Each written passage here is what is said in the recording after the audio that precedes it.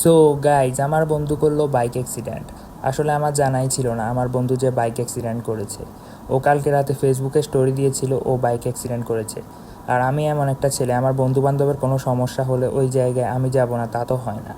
আমি চলে গেলাম আমার বন্ধুকে দেখার জন্য। আমার বন্ধুর নাম হলো অত্ন। ও বাইক অ্যাক্সিডেন্ট করেছে। আমি আমার বন্ধু ফাইমকে নিয়ে চলে গেলাম ওকে দেখার জন্য। আর আপনারা সবাই যারা যারা বাইক চালান অবশ্যই কিন্তু বাইক সাবধানে চালাবেন। ওর এই অ্যাক্সিডেন্টটা হয়েছিল মূলত ওর সামনে দিয়ে ছোট একটা বাচ্চা দৌড় দিয়েছিল। ওই বাচ্চাটাকে বাঁচানোর জন্য ও হার্ট ব্রেক করেছিল। তারপরে বাইকটা একদম পুরো উল্টে ও রাস্তা দিয়ে পড়ে ওর হাতের পায়ের অবস্থা একদম পুরো বস্তা বস্তা হয়ে গেছে, যা আপনারা সবাই দেখতে পাচ্ছেন।